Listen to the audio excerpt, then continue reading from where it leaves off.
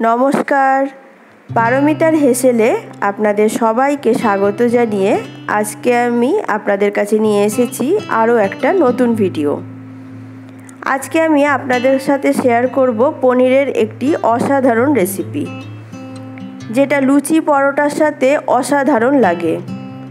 যে কোনো নিরামিষের দিনে অথবা উপোসের দিনে পেঁয়াজ রসুন ছাড়া খুব সহজেই মাত্র 10 মিনিটে বানিয়ে নিতে পারবেন পনিরের এই রেসিপি। বাড়ির ছোট থেকে বড় সকলেই চেটে পুটে খাবে, এতটাই সুস্বাদু হয় পনিরের এই রেসিপি। তাহলে প্রথম থেকে শেষ পর্যন্ত আমার সাথে থাকুন আর দেখতে থাকুন আমি কিভাবে এই রেসিপি খুবই কম মশলায় এবং মাত্র 10 মিনিটে বানাই। এখানে আমি নিয়েছি 700 গ্রাম ফ্রেশ পনির। পনিরটা চৌকো করে কেটে নিচ্ছি। আপনারা আপনাদের পছন্দ মতন যে কোনো শেপে পনিরটা কেটে নিতে পারেন।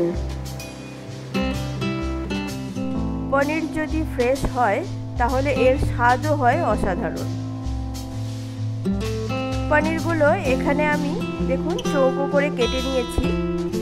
এবারে তৈরি করব একটা মশলা। এখানে আমি 1 মুঠো চিনেবাদাম 1 ঘন্টা আগে জলে ভিজিয়ে রেখেছিলাম। এবার বাদামের খোসাটা আমি ছাড়িয়ে নেব। আমি এই রেসিপিতে চিনেবাদাম ব্যবহার করেছি, আপনারা চাইলে আমন্ড বাদাম অথবা কাজু বাদাম ব্যবহার করতে পারেন। তবে চিনেবাদাম সবার বাড়িতেই থাকে এবং এটি সহজলভ্য। মিক্সিং জারের মধ্যে সব খোসা ছাড়ানো চিনেবাদাম দিয়ে দিলাম 2টো কাঁচা লঙ্কা আর কিছুটা পরিমাণের আদা। সম্পূর্ণ পেস্ট তৈরি করে নিয়েছি। এরপরে কড়াই গরম করে কড়াইয়ের মধ্যে দিয়ে দিলাম পরিমাণ মতন বাটার। বাটার গলে যাওয়ার পরে এর মধ্যে দিয়ে দিলাম কেটে রাখা পনিরগুলো। খুব ভালো করে এবার পনিরগুলো ফ্রাই করে নেব। খুব বেশি লাল করব না, পনিরের যে কাঁচা গন্ধ থাকে সেই গন্ধটা চলে যাওয়া পর্যন্ত পনিরগুলো ফ্রাই করে নেব। দেখুন ফ্রাই করা হয়ে গেছে। এবার এই পনিরগুলো আমি একটা বাটির মধ্যে তুলে নিচ্ছি। সব পনিরগুলো তুলে নেওয়ার পরে কড়াইয়ের মধ্যে দিয়ে দিলাম আরও কিছুটা বাটার। বাটারটা গলে যাওয়ার পরে এর মধ্যে দিয়ে দিলাম দারচিনি, 2টো এলাচ আর একটা তেজপাতা। ফোড়নের থেকে খুব সুন্দর একটা গন্ধ বেরোলে এর মধ্যে দিয়ে দেব ডুমো করে কেটে রাখা আলু। আলুটাও বেশ লাল করে ভেজে নিয়েছি। আপনারা চাইলে আলু স্কিপ করতে পারেন, তবে আমার বাড়িতে সবাই আলু পছন্দ করে তাই আমি আলু দিয়েছি। দিয়ে দিলাম বেটে রাখা মশলা আর কিছু পরিমাণে জল। খুব ভালো করে সব কিছু মিশিয়ে নেওয়ার পরে এর মধ্যে দিয়ে দেব 1 চামচ ধনে গুঁড়ো আর 1/2 চামচ গোলমরিচ গুঁড়ো। মশলা বলতে শুধুমাত্র এইটুকুই ব্যবহার করব। আবারও খুব ভালো করে সব কিছু মিশিয়ে নেব। ঢাকনা দিয়ে 3 থেকে 4 মিনিট রান্না করে নেব, যতক্ষণ না মশলাটা ভালো করে কষানো হয়ে যাচ্ছে আর আলুও সেদ্ধ হয়ে যাচ্ছে। মশলা কষানো হয়ে যাওয়ার পরে এর মধ্যে দিয়ে দিলাম ফেটিয়ে রাখা দই আর কিছু জল। খুব ভালো করে আবারও সব কিছু মিশিয়ে নেব।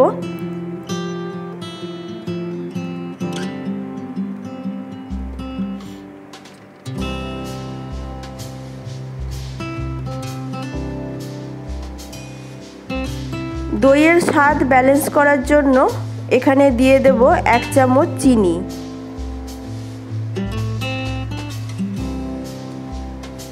মশলার সাথে চিনিটা ভালো করে মিশিয়ে নিয়ে ঢাকনা দিয়ে 3 থেকে 4 মিনিট রান্না করে নেব। দেখুন মশলার থেকে তেল ভেসে উঠেছে। এই পর্যায়ে এর মধ্যে দিয়ে দেব ভেজে রাখা পনিরগুলো। আলু আর মশলার সাথে পনিরগুলো খুব ভালো করে মিশিয়ে নেব।